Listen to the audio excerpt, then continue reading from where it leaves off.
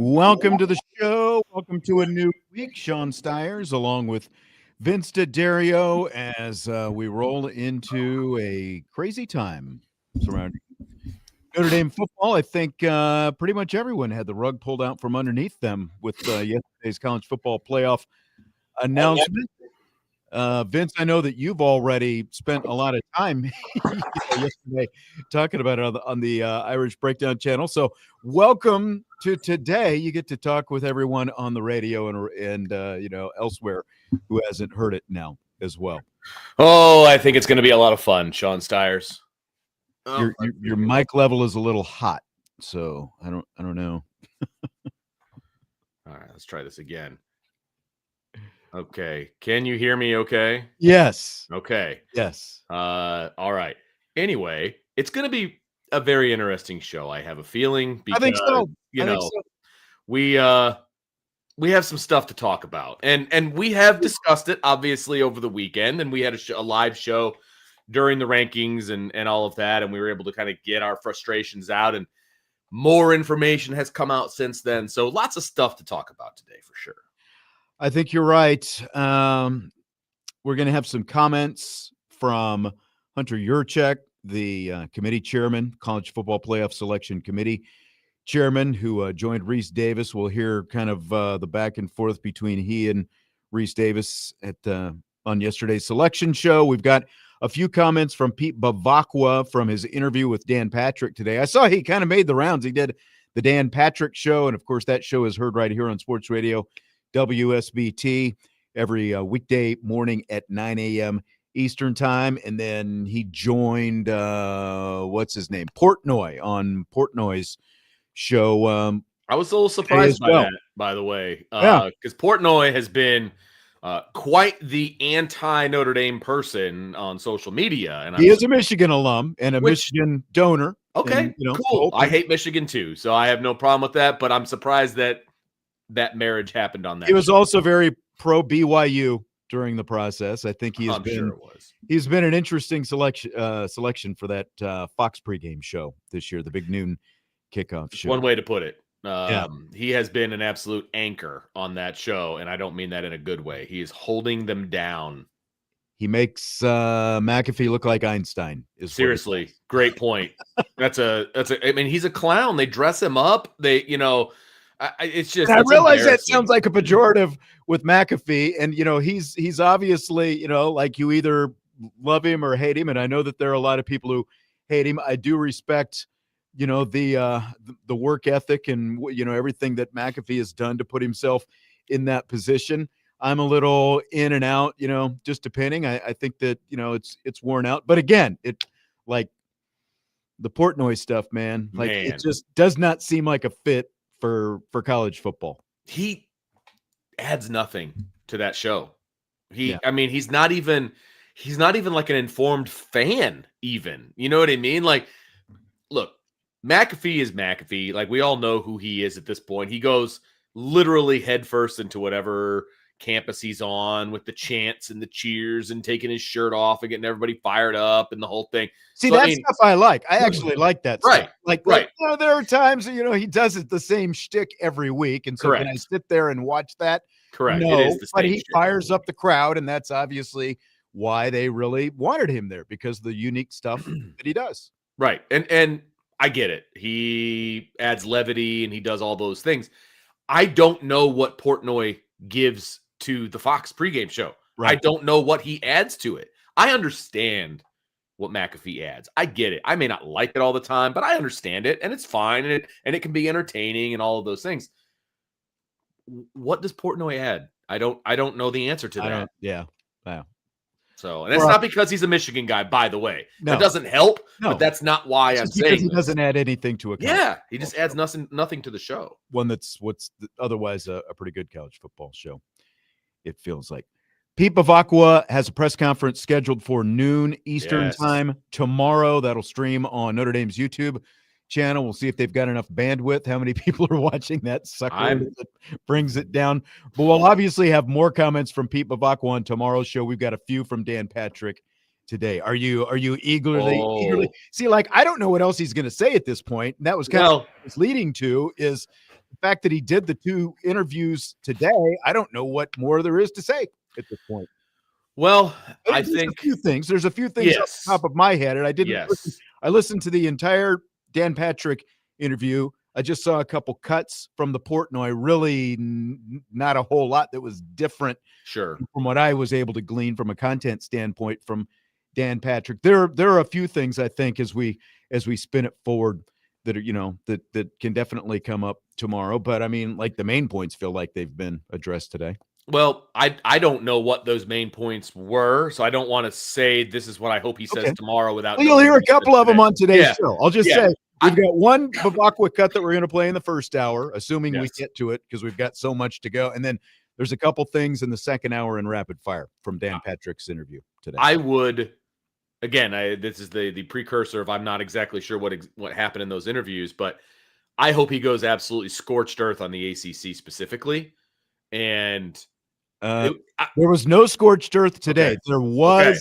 There was a let me give you the wording of what he said, and this was kind of saving this for rapid fire, and we'll dig deeper into this in rapid fire.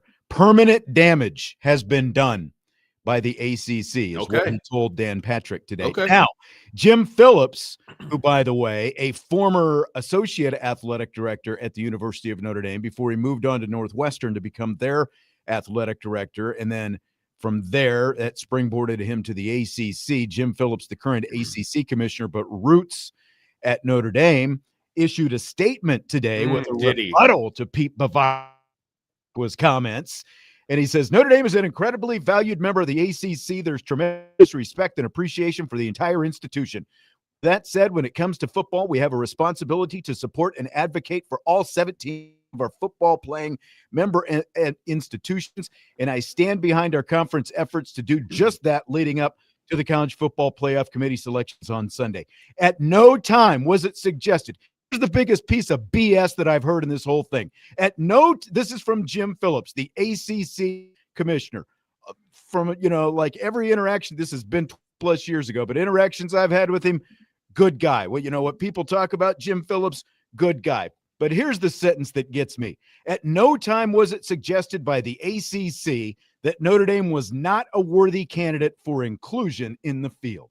Are you kidding me, Jim Phillips?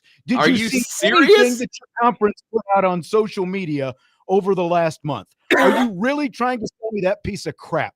You're really trying to tell me that, Jim Phillips, that at no point did the ACC suggest that Notre Dame was not a worthy candidate? Like, did you see all the graphics where they stacked up Notre Dame's credentials and Miami's credentials and everything else? Come on, give me a break. That's a tough pill to swallow right there. That is a tough pill to swallow, because that's exactly what they did. They were promoting Miami over Notre Dame. They didn't promote, Miami over BYU. They didn't promote Miami over Alabama. That's exactly which is who your argument should have been with, by the way, not Notre Dame. That had nothing to do with Notre Dame. It had to do with all the other teams that you needed to leap to get into the playoff in the first place. Right. And the only reason Miami got into the playoff, unfortunately, because I do believe they should have been in, is because Duke won your championship with 5 losses. And this is still, for all of it, and look, I'm going to say this. Do I think that Miami is worthy of being in the college football playoff? Yes. Did they have a head-to-head win over Notre Dame? Yes. It is 100%. The process.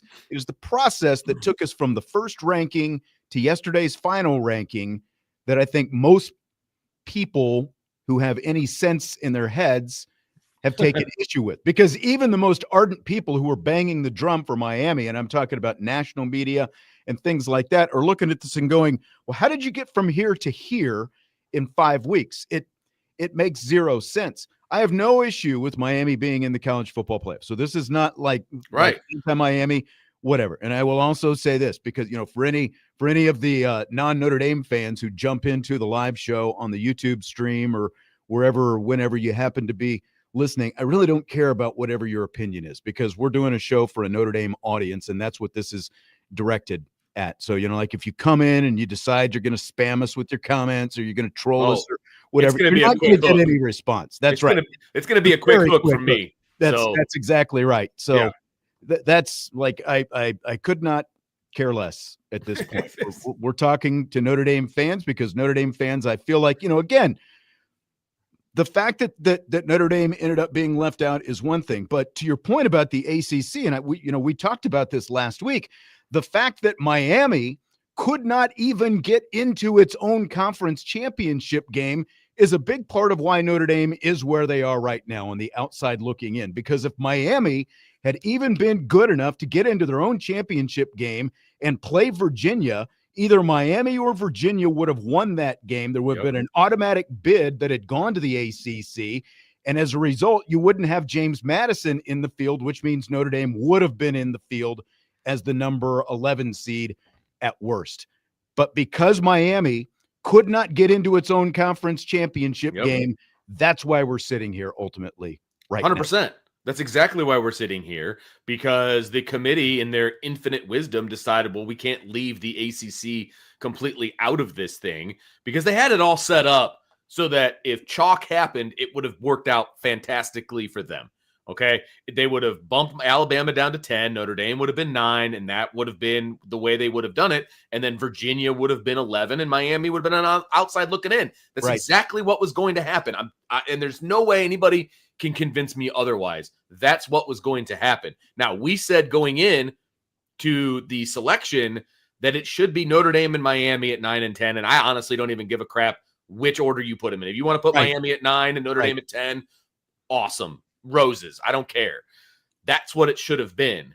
But the way the committee set it up, Alabama wasn't falling out. That's what you have to understand. Alabama was not going to fall out, because that's the way they set it up. They moved Alabama up to 9 and on purpose. We thought naively, based on what happened last week, we naively thought that they were setting it up to maybe give themselves the fallback. If the conversation had really been about Notre Dame and Alabama the whole time, as Hunter Yuracheck said last Tuesday, if that's where the conversation was, then it felt like, okay, they're giving themselves a fallback, because then if Alabama loses in the SEC championship game, they just fall back to number 10. Notre Dame moves up to number 9.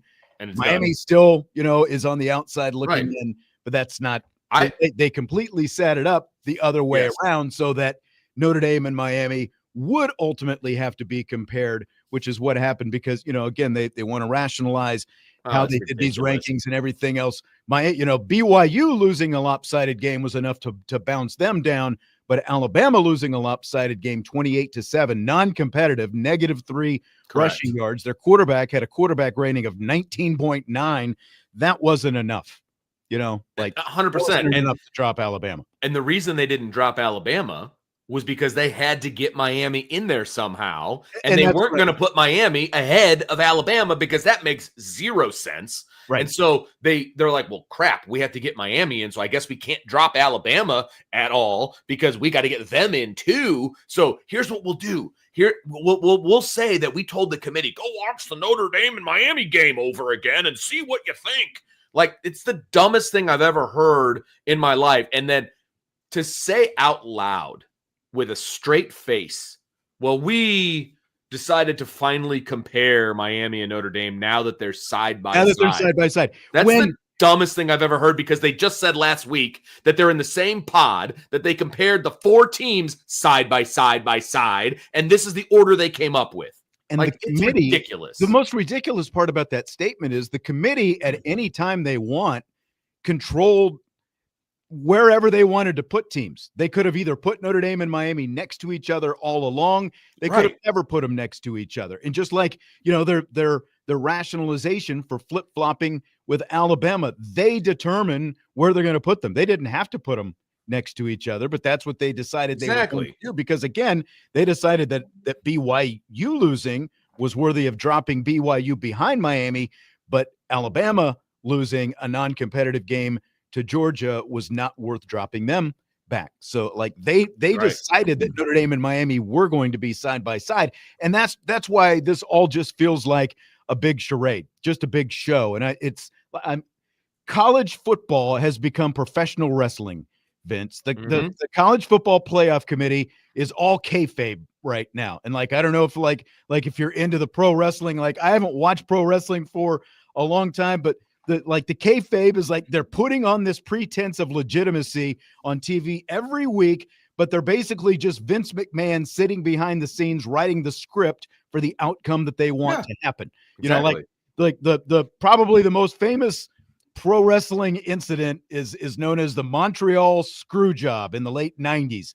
And this is kind of like my cutoff point for where, you know, wrestling kind of became a, you know, in my rearview mirror. But Bret the Hitman Hart was the reigning WWE champ, and he was facing Shawn Michaels in Montreal. And Hart was supposed to win the match because he was the champ, but Vince McMahon, unbeknownst to Hart, wrote this script where Shawn Michaels was going to take the crown from him. So they go out in the ring, Michaels takes it, hence the Montreal screw job. So, you know, we know pro wrestling isn't real. We know that it's scripted. College football is not supposed to be. But now we have what amounts to the South Bend screw job, you know, ultimately with Notre Dame getting shafted here, because for 5 straight weeks, we were told that Notre Dame was a better team than Miami based on how they're playing right now. That was the consistent message that we got every week. So I guess shame on us for actually thinking that we could listen to the committee come out here and deliver the same message week after week and then actually believe it.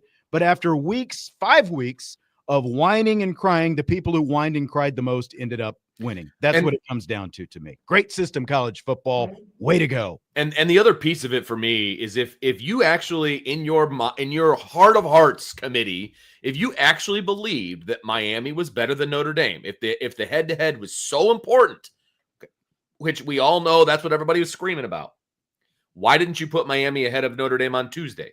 Why didn't you put Miami ahead of Notre Dame the week before? Right. Why didn't you put Miami ahead of Notre Dame the week before that? Because they were closing. The gap was closing. But you decided to put Miami ahead of Notre Dame in a week that neither of them played a game. Right. And all the hay was in the barn, except for the fact, and this isn't the be-all, end-all, but Boise State goes out and wins their conference championship. That was going to be my point. Notre Dame actually gained a data point over the weekend, and it did nothing for them. But it did nothing for them. Yeah. And all of a sudden, Miami jumps Notre. It makes zero sense. Like everything that they said leading up to it made zero sense. Why do we have rankings prior to the Sunday after the conference championship games? We shouldn't even have them. We shouldn't even have them and just let them rank everybody one time at the end and call it a day. Or, because it makes no sense. Rank it right, you know, like last week, and then rank it this week. Like, here's what they are going in to the championship weekend. Here's what they are coming out. Live with it. Yeah, like, rather than like, again, because it's just a charade. It is a charade. And that's the thing. So, and Hunter Yuracheck said, look, we let Alabama stay in because it was more about their resume than it was about the conference championship game. In other words, the conference championship game didn't mean anything. It was about their resume going into the game. But Ohio State fell. BYU fell. Everybody else fell. Everybody else fell. Every single championship game loser that was ranked fell. Every single one except for Alabama. So that game didn't matter. But Ohio State losing by 3 points dropped them a spot, right? BYU getting blown out by Texas Tech again dropped them out of it. So, like, make it make sense. Like, it doesn't even make sense to me in any way. At the end of the day, you know, like there's been this talk about not devaluing conference championship games and blah, blah, blah. It's about not devaluing the SEC championship. Bingo. There you go. There you go. Boil it right down to that. It's about not devaluing the SEC because, oh, who's a media partner with the SEC? Oh, Right. it's ESPN Disney. Wow, I'm shocked. I'm shocked that ESPN pushed this narrative that, like the whole thing, the talking points, and now we're in a completely different situation coming out of Selection Sunday. Honestly, if they were consistent with this whole thing, like with where they were going to place Notre Dame versus Miami, all of these different, if they were consistent the whole way and Notre Dame was left out, okay. I am actually okay with that, because at the end of the day, Notre Dame put themselves in the position to allow other people to They lost 2 games. Direct their destiny. There's no way around that. And when you lose 2 games, there's always, there's always going to be, you take a lot of your own destiny out of your hands. And I think that Marcus Freeman knows that. I think Pete Bevacqua knows that. Everyone in that building over there knows that. Yes. But what they're pushing back on is what we're talking about. The process of how we got to yesterday, when week after week after week after week, the message was clear. The head-to-head does not matter. But now, when Notre Dame and Miami are separated by 3 spots in the rankings, the head-to-head doesn't matter. But now, because the committee decides to put them side by side, now all of a sudden the head-to-head matters. How does that even make sense? It doesn't make any sense. It was always there. Everyone has been screaming about it for 5 weeks, but now all of a sudden at the very end, it matters. Right. And that's why everyone's so worked up. And you've got, Jim Phillips saying what he said about Notre Dame, which is complete nonsense, because your network itself had Notre Dame Miami on a loop for 48 straight hours. And you obviously don't have to implicitly come out and say we're trying to knock Notre Dame out of the playoffs, but it's the ACC network, which, by the way, if not for Notre Dame, would not exist. Correct. And you're going after Notre Dame by airing this to make sure that everyone has the opportunity to watch it as much as possible. And on top of that, you've got that. How come they didn't play the Alabama-Florida State game a couple different times so that, we could all see Alabama get beat by a 5-win team or 6-win team or whatever they are? Like, how come we don't get to see that on a loop? How come Hunter Yuracheck isn't telling the committee, well, we better go back and watch, that Florida State Alabama game to see how they crap the bed against an unranked crappy team? That's exactly right. Why don't we go watch that game? When a 5-7 Florida State team put Alabama into a meat blender. What they did. Why are we not watching that game? We're going to watch a 3-point Miami win at Miami in the first game of the season in August. You're going to go put that on a loop and you're going to go watch it. It's unbelievable that they're feeding America this load of BS and everybody's just eating it up. Just eating it up. Yeah. See, and that's the thing, again, and this is why I don't care if you're not a Notre Dame fan and you happen to wander in during the live show on YouTube, I don't care what your opinion is, because I know what your opinion is. You don't care about Notre Dame, but we're here to talk to Notre Dame fans every day, and they obviously care about Notre Dame. And if you're not a Notre Dame fan, you're happy, you're gleeful, you're dancing. We know it. Just go on and dance someplace else. Yeah. Like that's all you got to do. Just don't dance on our stage, Yeah. And it's not even like Notre Dame versus Miami. Like that shouldn't have ever even been the conversation. It was only Notre Dame versus Miami because Notre Dame fans and the ACC made it that. And Jim Phillips can try to wash his hands all he wants of this, but this is on him. This is on Jim Phillips for allowing this to happen. He can try to act like it never happened. He can try to act like his conference didn't try to actively discredit, Notre Dame, but that's exactly what they did. Every day when you saw, go back and look at the AC, I think it's ACC football's social media account, their Twitter, their Instagram, and look at the stuff with the graphics that have side-by-side comparisons of Notre Dame and Miami, and then try to tell me that your conference didn't actively try to make sure that Notre Dame didn't get in. And you know what? We all know that the grant of rights agreement for Notre Dame and the ACC is that ACC isn't supposed to talk trash about a member school. Notre Dame is still a member school in the ACC just because they don't play football for you, but they also have a football agreement. So I would love it if tomorrow at noon, Pete Bevacqua was like, you know what? We're going to court. We're going to court against the ACC, and we're going to use all of the slander that you put out there for us, and we're going to get out of your agreement, and we're not going to have to pay you $100 million in order to get out of that agreement prior to 2036. That's what I want him to say tomorrow. I know it's probably not going to happen, but I would love for him to say that. All right, we're going to take a break. When we come back, we're going to hear those comments from College Football Playoff Selection Committee Chair Hunter Yuracheck. We're also going to hear a comment or two from Pete Bevacqua. We've got a couple comments from Pete Bevacqua on the ACC specifically at 6 o'clock in rapid fire. Some other transfer portal news today. Kenny Minchie hitting the portal. We'll hit that in rapid fire, but this first hour is pretty much all going to be playoff meltdown. I mean, it is what it is. We'll hear the Hunter Yuracheck, Reese Davis back and forth coming up next when we continue Budweiser's Weekday Sports Beat with IrishBreakdown.com.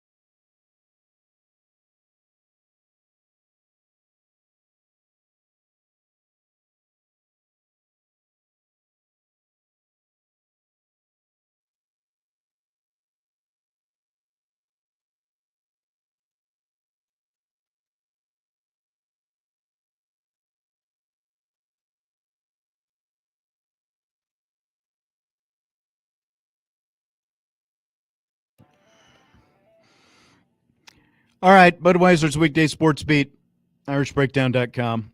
You know what's annoying, Vince? What's that? Called my doctor's office earlier today trying to make an appointment for something, like a follow-up appointment, and seen this guy for a long time. And so in the middle of the show, I get a call from his office. I get a message. So during the break, I tried to call back, and I go directly to the after hours message. Of course. And so I've got to go through this whole process with her, and none of it is relevant to, it's like, well, I can't help you. You can call back tomorrow. Okay, thanks. You could have just said that 10 minutes ago after I sat there on hold waiting to get through to you. Of course. Thanks very much. Mm-hmm. Yeah. Okay, so ESPN's Reese Davis cut to the chase with college football playoff selection committee chairman Hunter Yuracheck after the rankings reveal yesterday. After weeks of Notre Dame being ranked ahead of Miami, how did the Hurricanes leap ahead of the Irish in the only rankings hilarious that actually matter? So buckle up. This is the whole back and forth. I thought it was actually pretty good on Reese Davis's part to press him on specific things. So it's the first time Reese Davis has ever really said anything that's, I wouldn't even say this is pro Notre Dame, but like pressed for an explanation about something concerning Notre Dame. Right. Positive. Yeah. Right. So here's the back and forth, to go on for a couple minutes, but I think it's important to listen to the whole thing, and then we'll talk about it afterwards. His question is, first, you moved Miami ahead of Notre Dame. Neither team played. Every single ranking up to this point, you had it the other way. Why, without benefit of another game being played, did this change? Reese, first and foremost, the debate I hear you guys having in my ear in the studio, I'm sure it's been debated over the last 12 hours, and that was the debate we had in our committee room into the early morning hours, and then again as the sun was coming up. And the first move in that was we felt like the way BYU performed in their championship game, a second loss to Texas Tech in a similar fashion, was worthy of Miami moving ahead of them in the rankings. And once we moved Miami ahead of BYU, then we had that side-by-side comparison that everybody had been hungering for with Notre Dame and Miami. And you look at those two teams on paper, and they're almost equal in their schedule strength, their common opponents, the results against their common opponents. But the one metric we had to fall back on, again, was the head-to-head.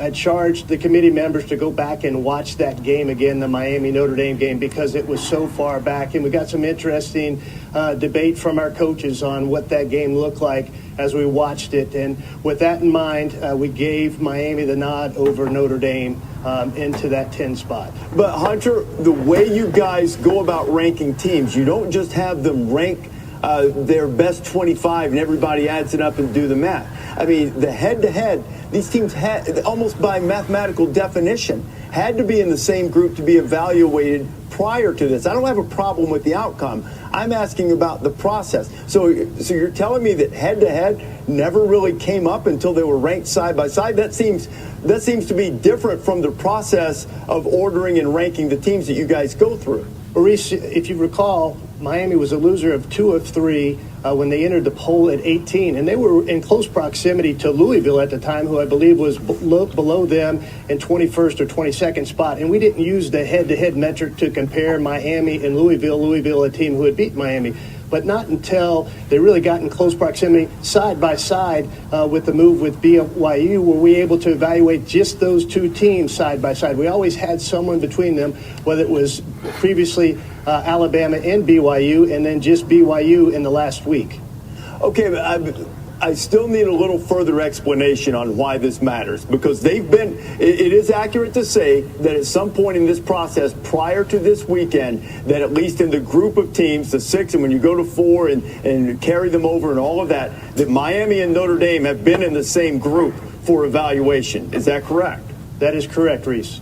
Okay, and so why is it that they had to be ranked side by side with no one between them for the head-to-head to carry the day? As I mentioned last week in last week's rankings, we thought Notre Dame was better than BYU and deserved to be ranked higher than BYU. We thought BYU deserved to be ranked higher than Miami, and that's the way that laid out. After the championship game in the Big 12 and the way BYU performed again against Texas Tech, We felt like Miami deserved to be ranked ahead of BYU. And then you had the direct head-to-head comparison of those teams, Miami and Notre Dame, sitting respectively at 10 and 11 in our poll. Vince, we got that side by side. Oh my that God. everyone's hungering for. The next question is, then why, based on BYU's performance in their championship game, they fell. Why did Alabama not fall based on their performance in their championship game? And then Notre Dame and Miami aren't next to each other anymore. That's the next follow-up question that nobody wants to ask.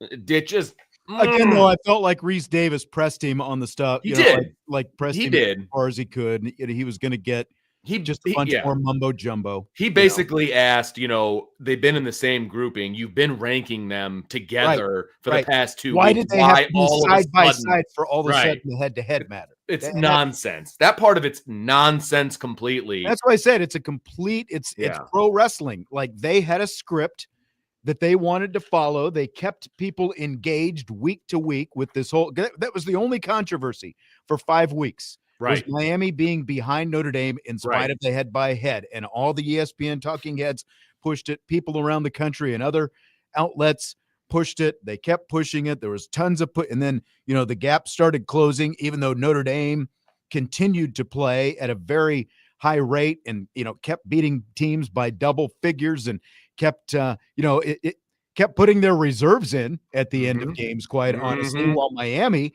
was keeping their starters on the field until the end of games. But somehow they ended up side by side. And as I said before, like the committee pulls whatever strings they want. They could have had Miami and Notre Dame side by side anytime they wanted during this process, but they used the excuse of BYU losing in a conference championship game and falling behind Miami when, as we've said already, Alabama also lost a conference championship game. Let me ask you this. Do you think that on Alabama's lone touchdown drive, that personal foul extends the drive, and then there ends up being another 15-yard personal foul later? So 30 yards in penalties on a 90-some-yard touchdown drive by Alabama. Do you think if Georgia won 28-0 instead of 28-7, they would have felt compelled to drop Alabama at all, or were they just going to stick to this? They knew what they were going to do all along. They knew what they were going to do all along, because I'm looking at the transcript of the press conference that he did that wasn't on TV, and somebody asks, I'm curious, you guys dropped BYU after losing the conference championship game, but you didn't drop Alabama. I was just curious, why were those situations different? His response tells you everything that you need to know. The biggest difference in those two situations was the fact that Alabama had already beaten Georgia at Georgia earlier in the year. Right. BYU had that same opportunity at Texas Tech early in the year, and BYU didn't perform and look great in either one of those games versus Texas Tech, the one that was played about 4 weeks ago. And then, of course, in today's game. That was the biggest difference, is Alabama had the big win at Georgia, which is arguably the best win of any team this season. Right. But if you also look at the teams that made the college football playoff field, and I'll talk about the top 10, not the two group of 5 teams. Leave them out. Yeah, seriously. If you look at the top 10 Power 4 conference teams that made it into the field, Alabama also has the worst loss. Correct.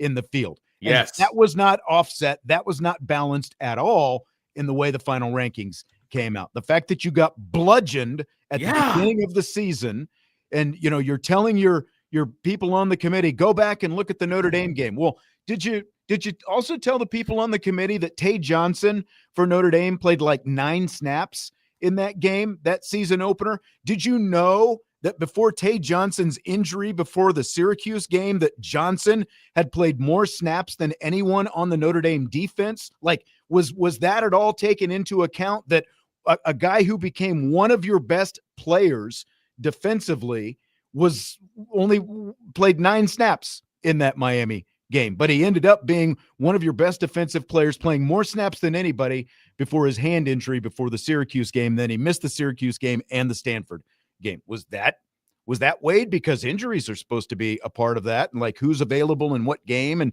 like none of that seems to matter. They had their mind made up. Yeah. And they even continued to ask him about the win at Auburn and why that made them jump them over Notre Dame. And they basically said the win at Auburn was a, quote, feather in their cap above Notre Dame's going out to the West Coast and playing in a less hostile environment and doing really what they should have done against Stanford, unquote. So you're telling me that Alabama shouldn't have gone to Auburn and beaten them because they have a losing record?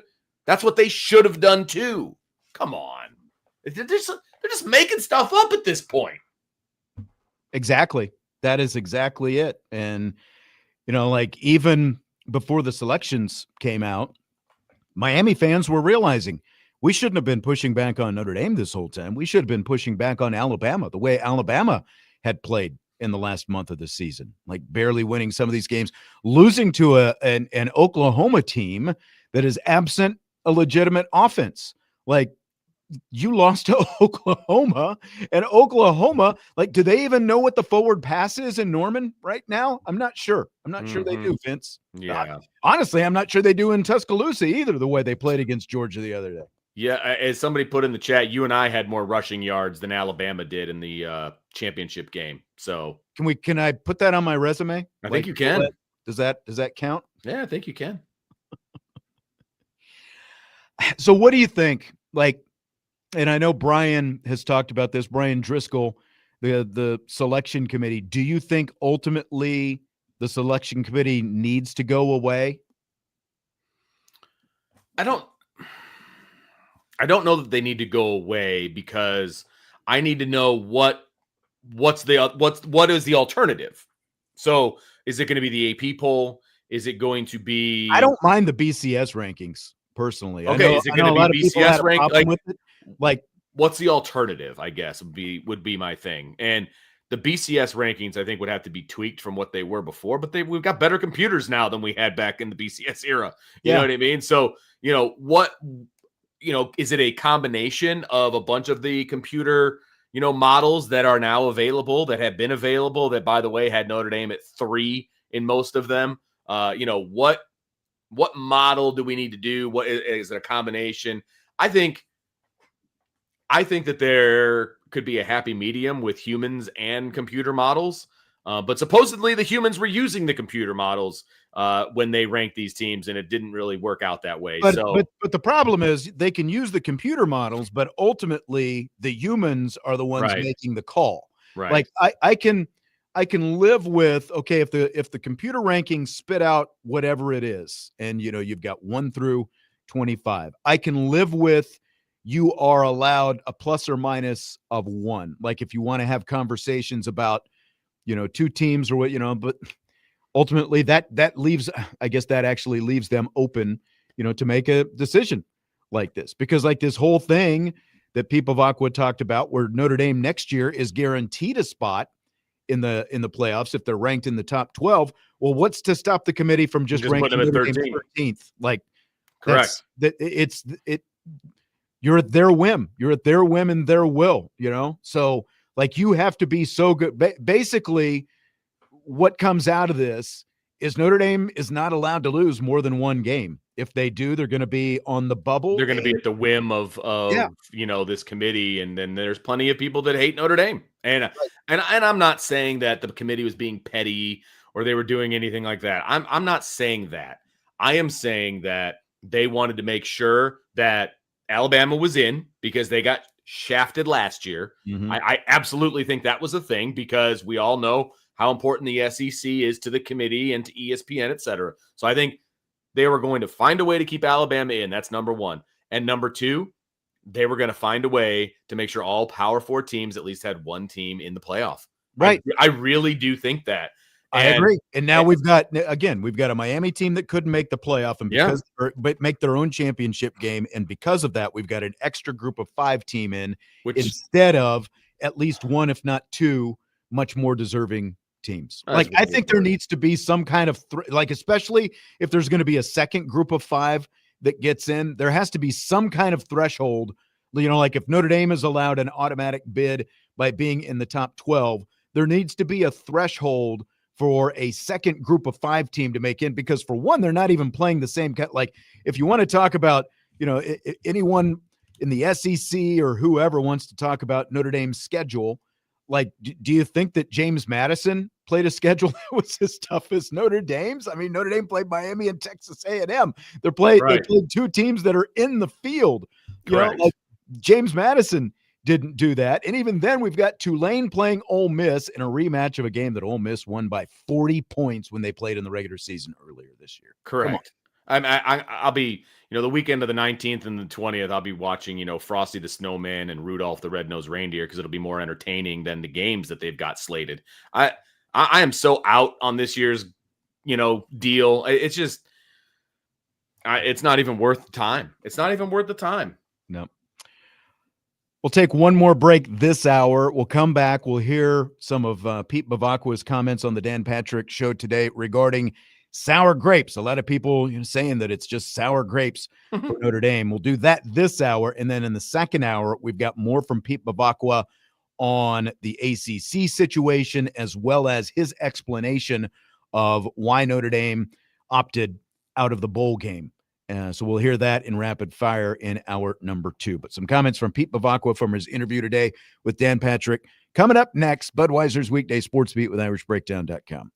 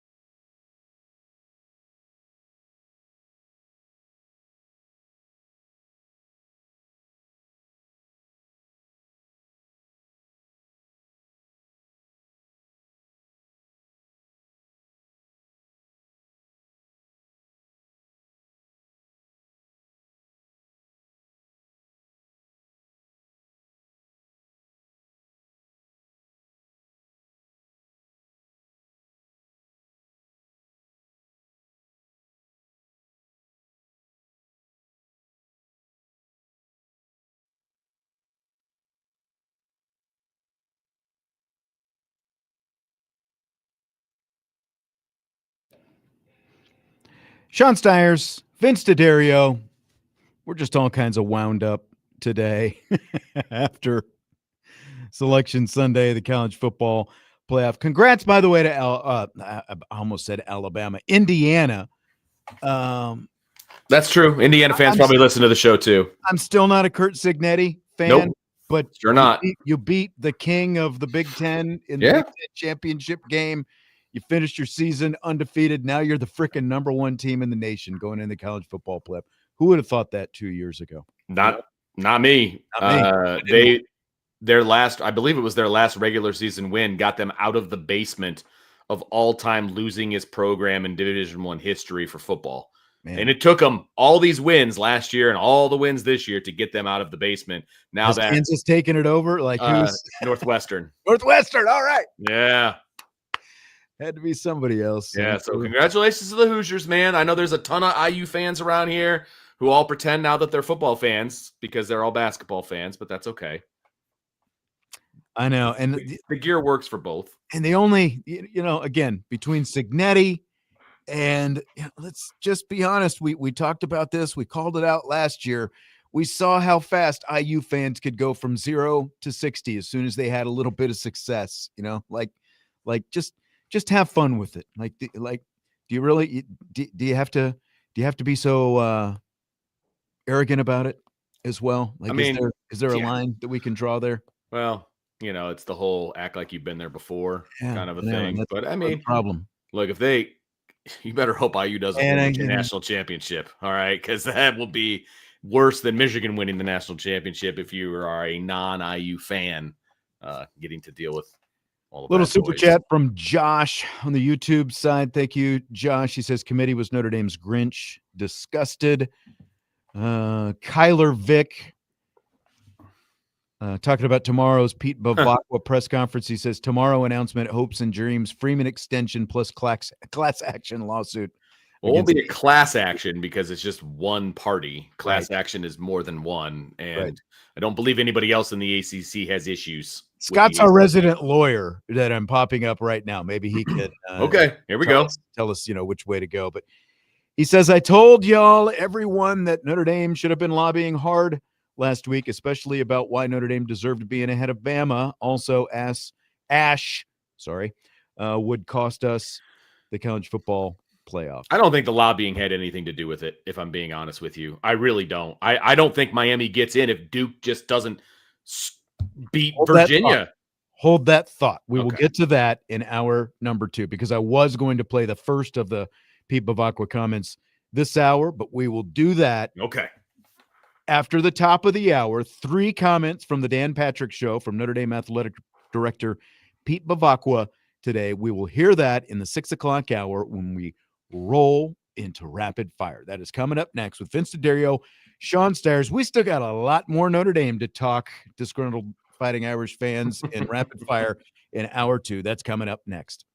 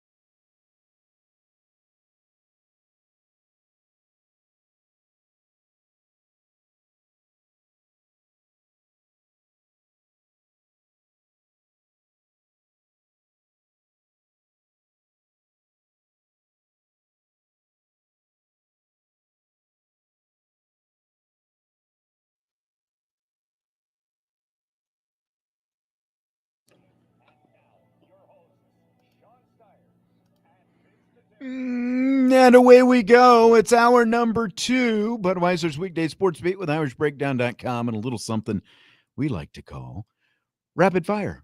Are you ready for it, Vince D'Addario? I guess so. I didn't realize we were even there yet because we had so much to do. Too close. I'm not far enough away. Too far, too close. I can't hear you. Really? I didn't do anything different. Oh, don't. Maybe because I was so fired up before I was louder. There's nothing muted on my end. Can you hear me? No. Oh. Yep, I can't hear Vince. That's not good. Vince's lips were moving, but there was nothing coming out. On Test. Hello. Oh, hello. It's my fault. Didn't have that pushed. Sorry. You're making me look bad. All from county line to county line. I'll eat it, Vince. I can fall on my own sword. I was so worried about other buttons and making sure they were pushed. I didn't push the most important one, the one that lets the sounds come out of Vince's mouth. So I mean, my wife would love to know where that button is, I'm sure. Yes.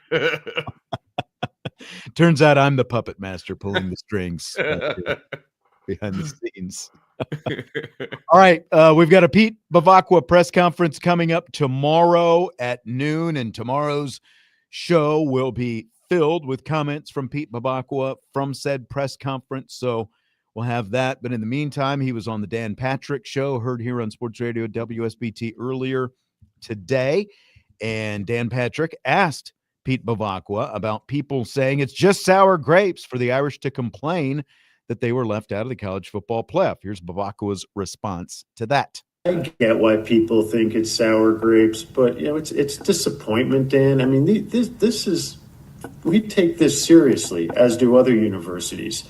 And, the rankings can't just be musical chairs at some, 5th grade birthday party.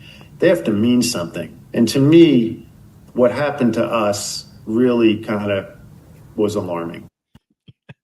I mean, I used to like playing musical chairs back in the day at those 5th grade birthday parties, or bobbing for apples and all those fun little games that we used to play back then when we were all so innocent. But that's not what this is. This is big time, big boy college football. And I completely agree. And that's exactly what the committee ultimately made this thing, just musical chairs in the end, Vince. It was just a game to them, it feels like. Well, I mean, millions and millions of dollars are on the line. All of these things are all legitimate, and I do feel like Notre Dame was being toyed with a little bit at the expense of some other things that the committee wanted to make sure took place. Yeah. That's what happened. And Notre Dame was the pawn in the whole thing because it was 3 teams for 2 spots at that point. And again, because Virginia crapped the bed, we got 2 group of 5 teams in there, and there should have been 3 teams available, and Miami should be on the outside looking in, or would have been, Alabama should be. I think Miami and Notre Dame should have been in, but that was never going to happen because Alabama wasn't going to be out. Yeah. There's a lot of different rumors swirling about what people think Pete Bevacqua is going to talk about tomorrow. I think we're all really curious. There's been some people popping in the YouTube chat with, again, some whatevers. Have you heard anything, excuse me, or read anything? No, I haven't. I'm curious because he has put himself out there today, talking about the decision and all of those things. So why call a press conference specifically? So I feel like something is going to come of it. Now, it could be something as simple as a contract extension for Marcus Freeman. That could very well be the situation here. Could it be some over-sweeping situation with the ACC? Could be. I'm very curious as to why the press conference. You know what I mean? Right. Because he's because again, he did at least 2 interviews today that we know. Yeah. He did the Dan Patrick Show. That's the cuts that we're playing today, where they came from. And he also did Dave Portnoy's show. I'm not exactly sure what that show is called. It's got different, variations. I think it's, whatever it's morphed in. But in any case, he did at least 2. So is there something that he is going to talk about tomorrow that's going to be different? Or is it just an opportunity, since he has done a couple of national platforms for us guys here locally who are on the beat to ask him whatever questions we want to lob at him tomorrow. That's what I'm going to be curious. Right. Is there actually a different purpose other than that Pete Bevacqua is going to address tomorrow? Yeah, and somebody kind of, I'm guessing jokingly, said that they were going to start their own conference. You know what I mean? And again, you got to think about the overarching issues here. That if Notre Dame decides independently to start their own conference, anybody in that conference is still going to be quote unquote independent because that conference is not recognized by the CFP, right, and all of that. So is NBC also going to pony up 60 million, 50 million per school for that, which is less than a lot of these schools are making in other conferences? I know, people are probably joking about that. Well, I'm sure they are. I'm trying to think like realistically what he's going to say. Let me ask you this though, because we started to talk about this at the end of the first hour and we were short on time, and I told you to save your thoughts on this. Bevacqua also went on the Pat McAfee show last Friday going into the week, and then coming out of the weekend, 2 shows today. Did Pete Bevacqua / Marcus Freeman / Notre Dame, did they wait too long to make a PR push to try to negate all this stuff from the ACC and Miami? I mean, I would like to think that it had no bearing on anything, to be honest with you, because I still to this day don't think it did. Now, they took a PR hit based on all the talking and the nonsense that was going on. There's no doubt about it. Like in the court of public opinion, they took a hit. And so if they wanted to push back, then they probably should have done something.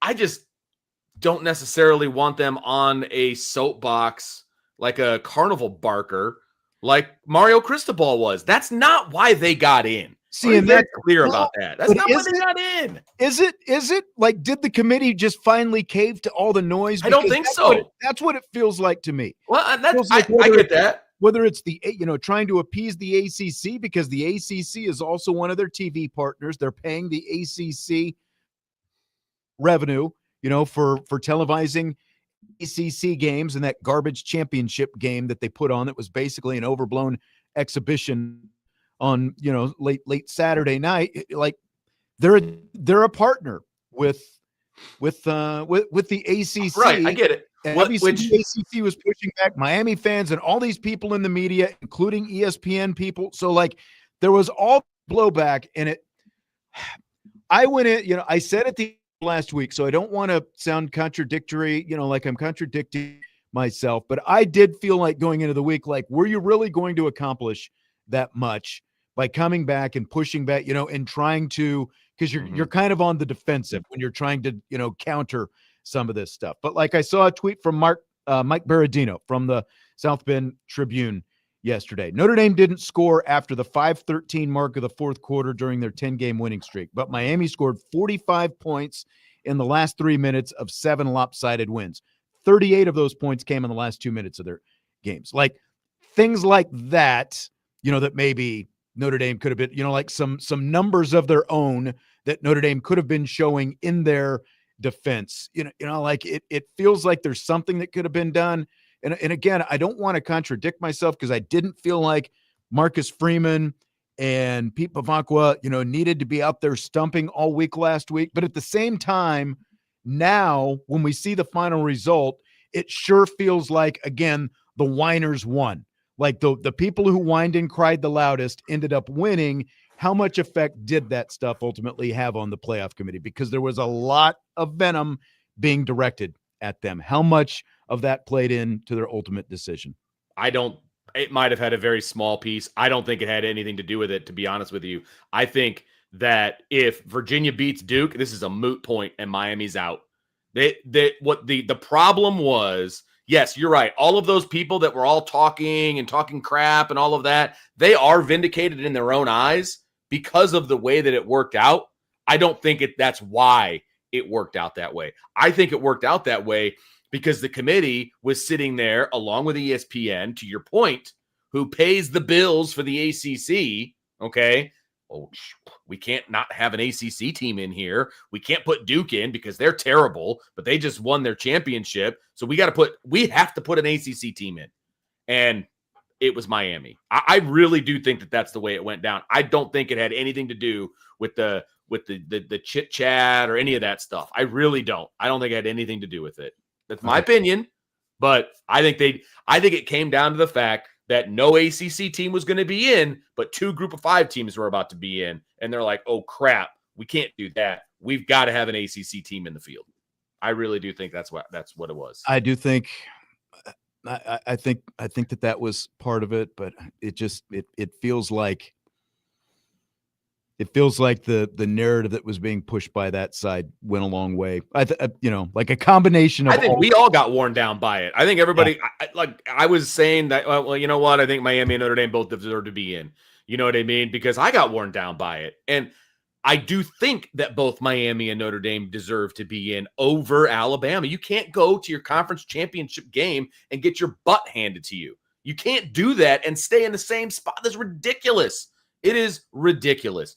Honestly, it should have been Miami 9, Notre Dame 10. Call it a day. That's where I'm at. I agree. What it should have been. I agree. All right. We'll get back to Pete Bevacqua here in a second, but some other big news today. Fill in the blank. It's blank that Notre Dame backup quarterback Kenny Minchey plans to enter the transfer portal. Thoughts on Kenny Minchey? Not surprising. If Notre Dame was in the playoff, we wouldn't have had this announcement when we got it. But there's no other games to be played, no practices to be had, and so he put it out there. I don't know. Did he actually put it out there, or is this a? This is a rolled by people. Okay. Right. Again, I think it surprising. came from On3 first. Okay. One of the national guys at On3. That's fine. That's the most, if you were going to give me the whole roster and you're like, okay, point to the guy that you are most likely to enter the portal, it would have been Kenny Minchey. Kenny Minchey competed for the position. He lost out. He could be the starting quarterback on so many Division I football teams. And that is exactly what he's about to do. And I wish him all the best. He competed hard. He was a great backup. He was a company man. He did all the things he should have done. Mm-hmm. Now go be a guy. Go be a dude someplace. I have no problem with it whatsoever. That's exactly it. I think it's the least surprising news. Like, of anyone who plans to enter the transfer portal, we all expected Kenny Minchey to hit the transfer portal once this season was over with. He was the number 2 quarterback. He got his reps here and there. I'm sure he would have liked more. Oh, but, sure. He competed. He pushed the competition with CJ Carr right down, to the wire before they ultimately made the decision. He made it made the decision as hard as he could. And like you said, now he gets to go out. He's got 2 years of eligibility left. He gets to go out and be a guy someplace. And hopefully it works out really well for him, and like, he didn't pull the plug like some guys before the season was over.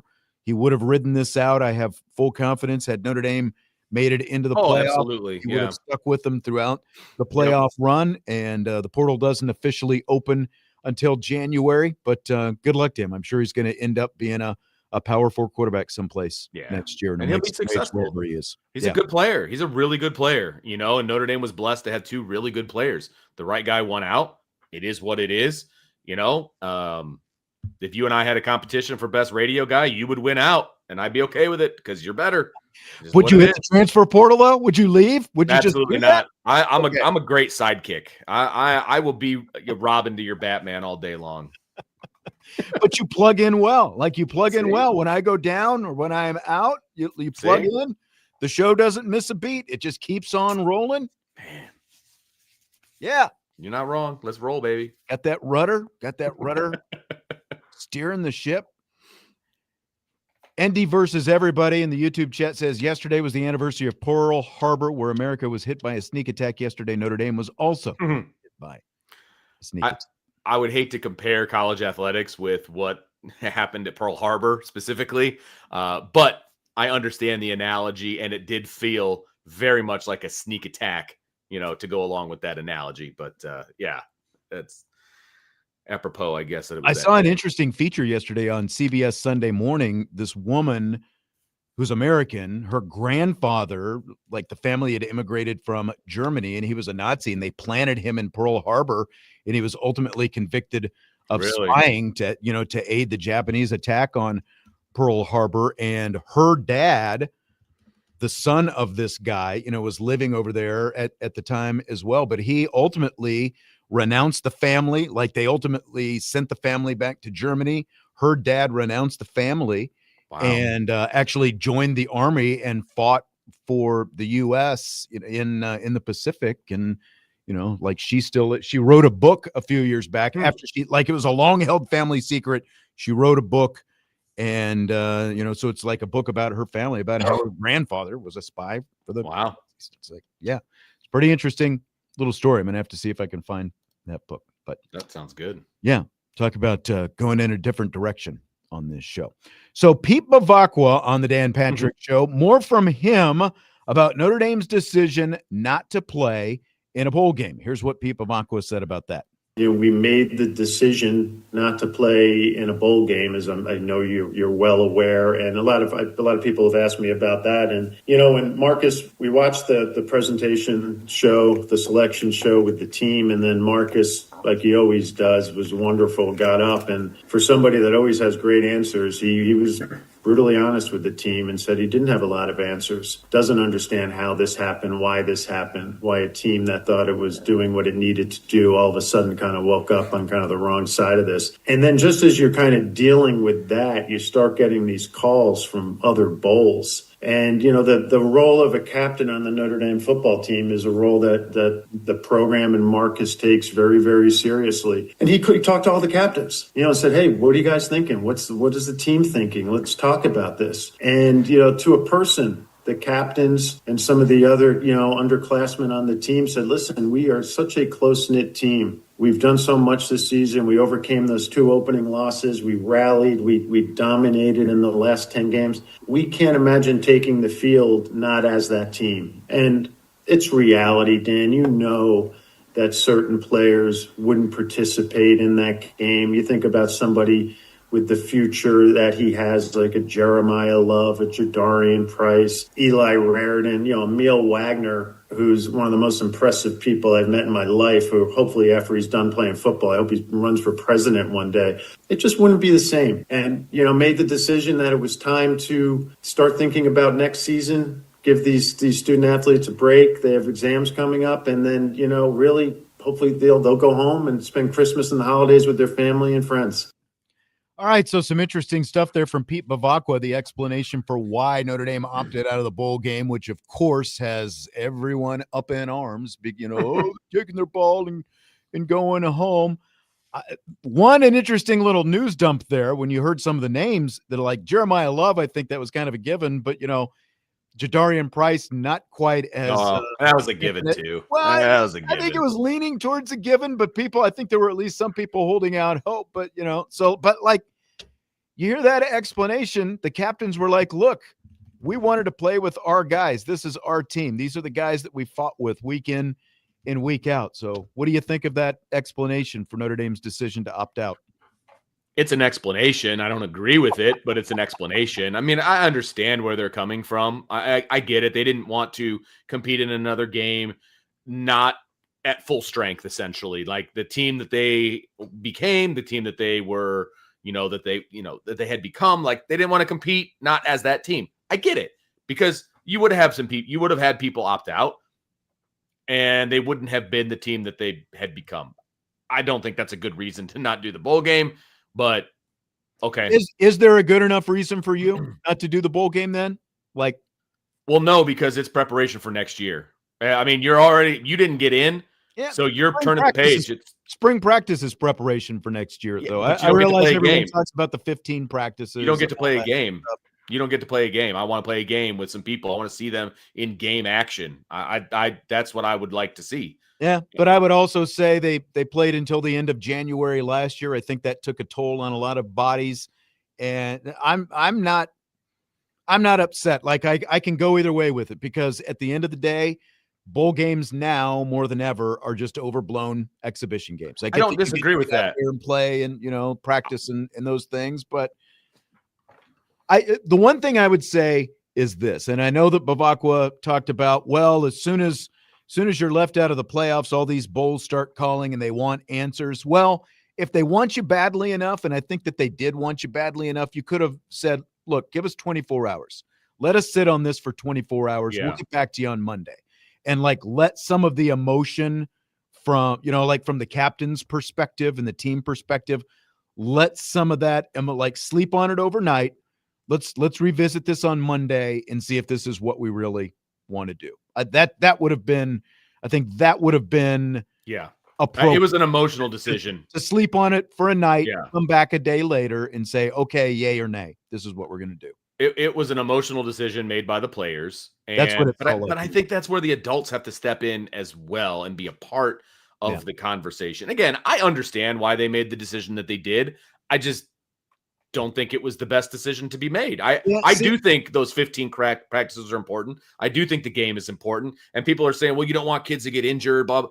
Kids can get injured walking down the stairs, right? Like we've discussed that before. So like you can never go into a game scared somebody's going to get injured. That's ridiculous. That's not a good excuse for me. Right. Like you said, any game, anything you do, there's freaking snow and ice outside. They can get injured walking from their dorm over to the football facility any given day. Do you think Outbound says Notre Dame's taking a stand against ESPN? A lot of people think this. Brady Quinn has said that. Do you think that that's part of it? I think that's on the Portnoy show denied that, by the way, just so. I do not think that was part of the decision-making process. I think it's a nice part of this situation at the end, like after the fact. You get to stick it to ESPN. It's kind of like all those people that were shouting about Miami. They can all be like, yeah, I was part of it. And you weren't, but you can think that because of the way things went down. I don't think it had anything to do with it, but it's nice that it went down that way. I agree. That's where I'm at. I agree with that. Let's take a timeout. Another Pete Bevacqua comment about the ACC. That is coming up next as we continue with Rapid Fire and Budweiser's Weekday Sports Beat with IrishBreakdown.com.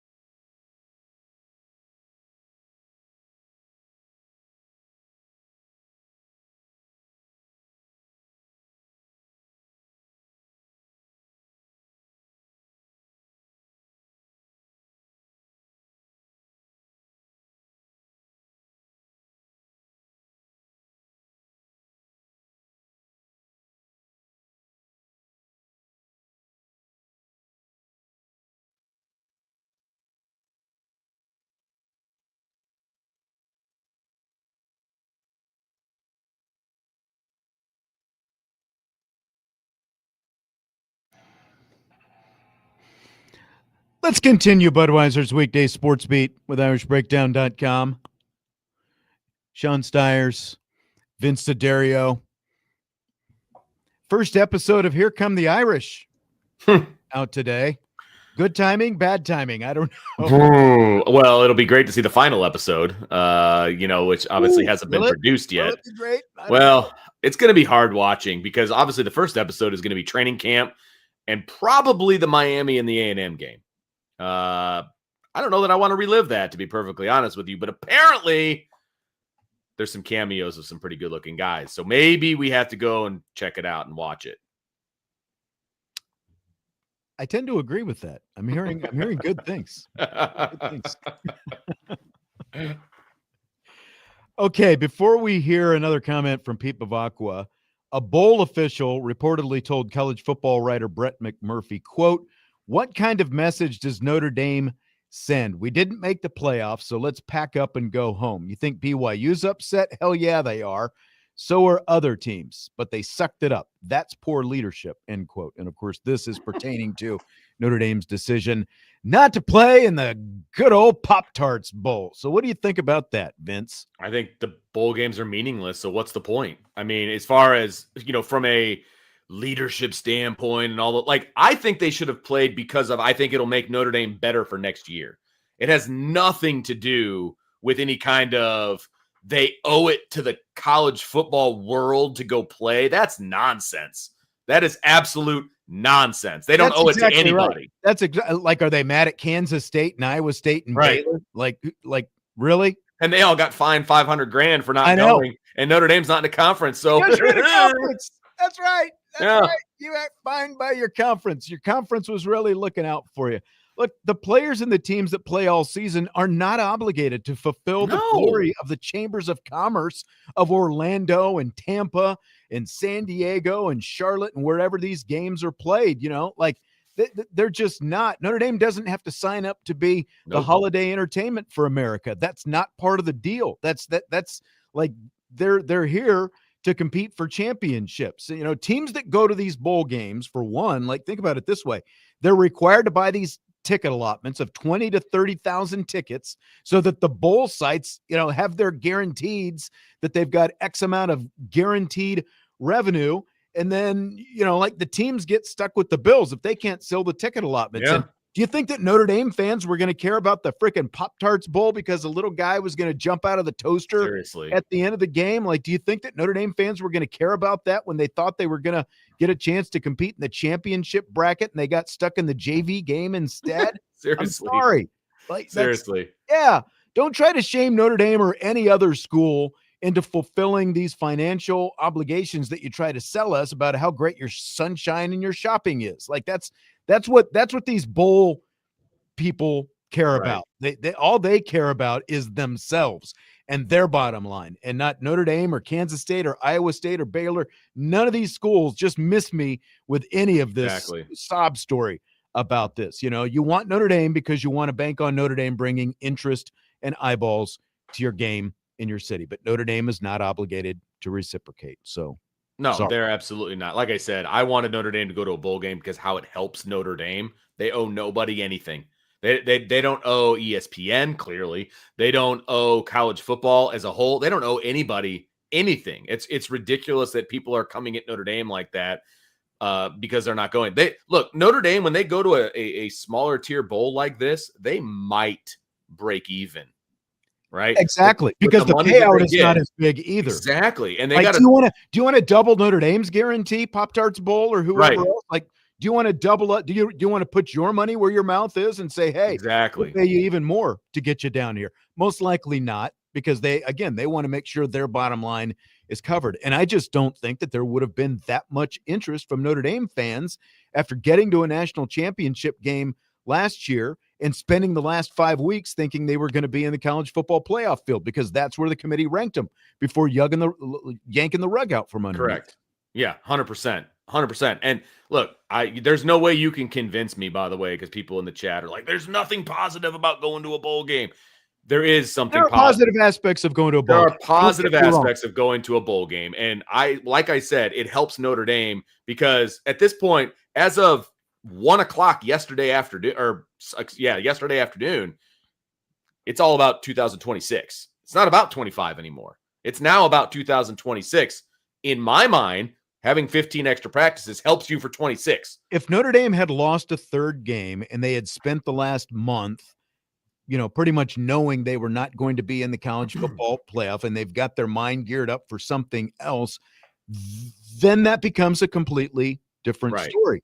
But that's not the way this worked out. So I don't begrudge them for not making that decision. And again, they're not obligated to go be your entertainment just because you want them. Absolutely. Like, the bowl people 100%. Are more worried about their own existence. That's what they're worried about right now. They're worried that their bowls are going to go away, and most likely they are. Yeah, exactly right. They most likely are going to go away. Yeah.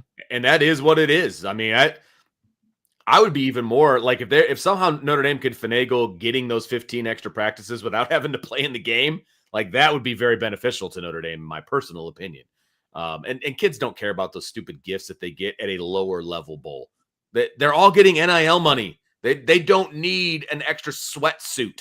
You know what I mean? Like, and that's the thing too. Like if they can change these bowl games, if they can get the sponsorship, to make it worth their while from an NIL standpoint, like they did with that players era in basketball, if these bowls can really figure out a way to give some incentive for these players to show up, then I think that's a different story. But until they do that, right, you are going to become extinct at some point. Your bowl games are going to at some point fail to exist because of that, because of the fact that they're going to expand the college football playoff again. And if that means 4 more teams are getting in, that's 4 more. That's, like 2 more bowl games that you're not going to have participants for. Exactly. There's going to be more opt-outs along the way. If you really want your bowls to continue to exist, do more from an NIL standpoint and give these players something to make it worth their while for showing up. I think that then maybe you've got a fighting chance, but you're just honestly going to have to come up with more money if you want to do it.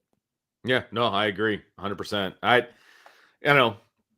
It is what it is. We're all turning the page to next year. And now the breaking news is going to be who jumps into the transfer portal. Like that's where we are with Notre Dame football. So it is what it is. I think they returned the vast majority of their team for 26. I think they got a great shot at making a run. The schedule is very conducive for it. And, we'll see what happens, but doesn't take away from the fact that Notre Dame got screwed 24 hours ago. Yeah, exactly.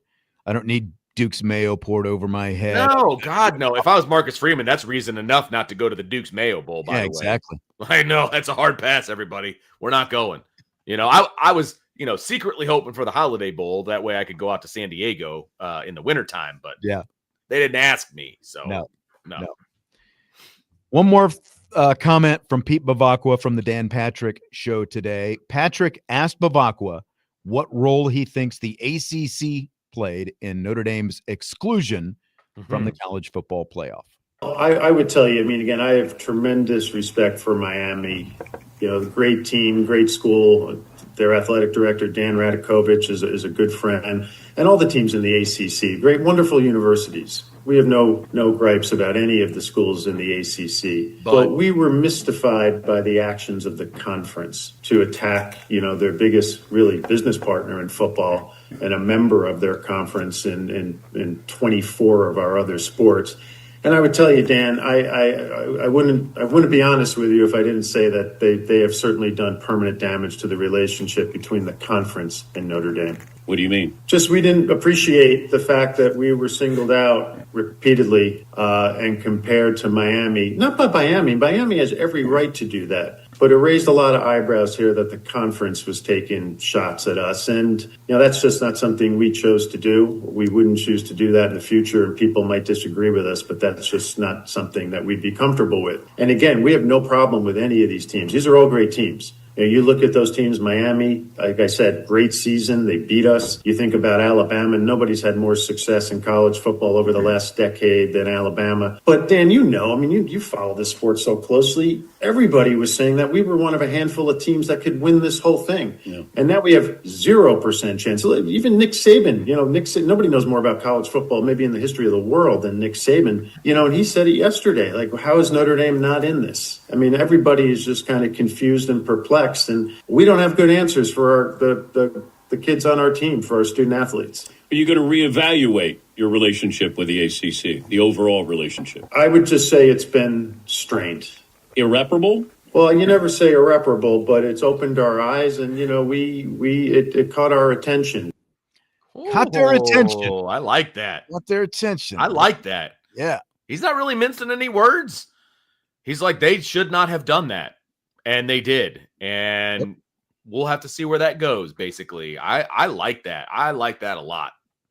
I do too. I there are some people who think that Pete Bevacqua was not bold enough or, firm enough in these statements. I mean, you are in the middle of basketball right now. You've got your men's and women's basketball teams, like Notre Dame women were just at Florida State yesterday. So, your teams are going on the road in these areas. Like, you're not just going to go complete flamethrower, scorched earth on the ACC while your teams are in the thick of this thing. But at the same time, I felt like he walked right up to the line, and he was very firm and said what he needed to say about the ACC in all of this. We're over here taking notes. Notre Dame is over here taking notes. We know what you did. We saw what you did. We got Don't think receipts. you're going to get away with it. We've got the receipts. And again, we talked about this in the first hour of the show. ACC Commissioner Jim Phillips issued a statement earlier today. I'm not going to read the whole thing again, but the key sentence from Jim Phillips' release, quote, "At no time was it suggested by the ACC that Notre Dame was not a worthy candidate for inclusion." That's all they did. Unbelievable. Give me a break. That's all they did. Did you delete all those tweets that you've been posting for the last 5 weeks? Like I said, I'd be okay with some legal action here. I'm sure people have screenshots. I'd be okay with some legal action. I'm not gonna lie. Something to hit them where it matters, in the pocketbook. And Pete Bevacqua also said in that clip, he's like, why would you try to tick off your biggest business partner? What are you thinking? Is basically what he said. Yeah. And that's what I think so many ACC people who are all up in arms about, why do we play Notre Dame? Why is Notre Dame part of this? They're not a full member of the conference. They still don't get. And I saw some guy in the media from out, I think in one of the Carolinas, talking about how the ACC rescued Notre Dame during COVID. Yep. And he's completely, like Notre Dame people were going at him about, are you kidding? Notre Dame rescued the ACC. Yeah. College football, do you remember I think it was Gene Wojciechowski, wasn't it? The whole piece on ESPN about how Notre Dame literally saved college football. The Big Ten had already canceled their schedule. The SEC was ready to cancel their schedule, but because Notre Dame said, we're going to play and we're going to figure this out, and Notre Dame threw the ACC a life raft by being a part of the ACC that year. That's what got the whole momentum going for the 2020 college football season. It ain't the other way around, my friends. Correct. Notre Dame saved college football that year, and don't try to rewrite history 5 years later, because that's the way it went down. Right. Go back. There are receipts for that as well. That's just the way it happened. If Notre Dame had not pushed and Jack Swarbrick hadn't pushed, to play college football that year, I'd say that there was probably a 90% chance that all you were going to see is a handful of low-level games played, that college football was probably not going to be played that year. And ACC was getting ready to hang it up. They were all planning on leaving until Notre Dame was like, not so fast, my friend. Yep. And basically brought college football back from, life support. And I will also say, look, Jack Swarbrick made his name as the Notre Dame athletic director. It's one of the reasons that Notre Dame is on equal footing from all the other conference commissioners, in the CFP governing board, right? That comes up with the way that everything goes down and, and whether they're going to expand. Jack Swarbrick came up with the 12-team playoff. That was Jack Swarbrick. Everybody's like, oh, Notre Dame is this and Notre Dame is that, and Notre Dame shouldn't be involved. But made these backdoor deals. He was part of the process with Greg Sankey. Correct. Building this format. People are delusional when it comes to all of this. Now, I think Jack Swarbrick, when he walked in a room, people paid attention and they listened. I think Pete Bevacqua still needs to get to that point. You know, it's not just the But name he's on the also still nameplate. fairly new to the game. He's only Absolutely been for a couple years at this. But I think that he needs to get out there a little bit more and start, waving his staff around a little bit. You know what I mean? And get it out there that he's going to be somebody to be reckoned with in the big picture. I think he still needs to get there. I'm not saying he won't. All right. But yeah. Staff waving. Coming Staff up. waving. I picked my words very carefully there. You did. Yeah. You steered your way around that. I did. We'll wrap up rapid fire right after this. Budweiser's Weekday Sports Beat with IrishBreakdown.com.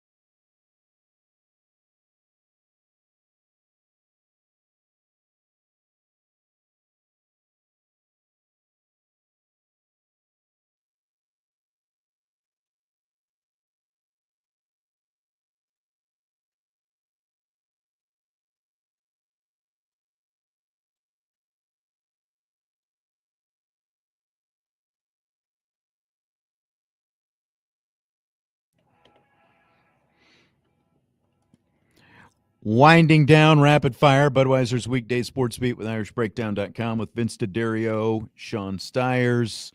Super chat from Indy versus everybody. Maybe Indy Nation will come together like America did back then and leave no doubt in 26.